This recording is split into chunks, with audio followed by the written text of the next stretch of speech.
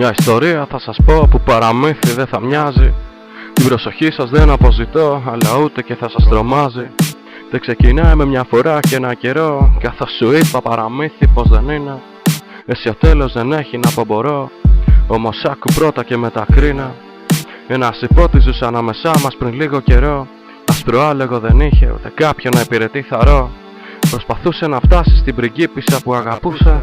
Ασημένιο μενταγιόν δικό της στα χέρια του κρατούσε. Το ταξίδι μεγάλο και πότης ξάπλωσε να κοιμηθεί. Υποσχέθηκε να πάει να τη βρει με την αυγή. Όμως δράκοι και μάγισσες μόνιμοι εφιάλτες στο μυαλό του. Προσπαθούσε να τα πολεμήσει όλα μοναχός του. Με μονοόπλο ένα διάφανο σπαθί για να πάει την αγάπη του να βρει. Συνέχεια ονειρευότανε πως την πριγκίπισσα αγκαλιά στα χέρια του κρατούσε. Άλλους δράκους και τέρατα δεν είχε και με την πριγκίπισσα στην ευτυχία τους τραβούσε. Χαμόγελο πλατή στο άλογο που καβαλούσε κι όποιον έβλεπε περαστικό με ευγένεια χαιρετούσε. Ο έρωτας του έδωσε φτερά, μα δεν έβλεπε πως τον κρατούσανε σειρμάτινα σκοινιά.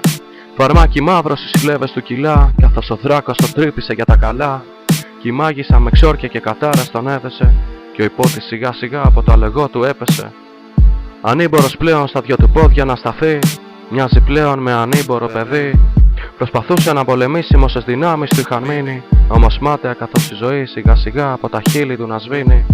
Έπεφτε συνέχεια μου προσπαθούσε να σηκωθεί και καρφώθηκε με το διάφανο σπαθί. Δάκρυα στα μάτια είχε καθώς την πριγκίπισσα δεν μπορούσε πια να φτάσει. Την αγάπη από δίπλα του για πάντα είχε χάσει. Ένα παράπονο ζωγραφισμένο μες στο βλέμμα του, καθώς έφευγε από τα χέρια όλο το αίμα του. Δεν πρόλαβε να τη βρει και να της πει πόσο την αγαπούσε. Στάθηκε σε μια γωνιά και το όνομά της έλεγε όταν ξεψυχούσε.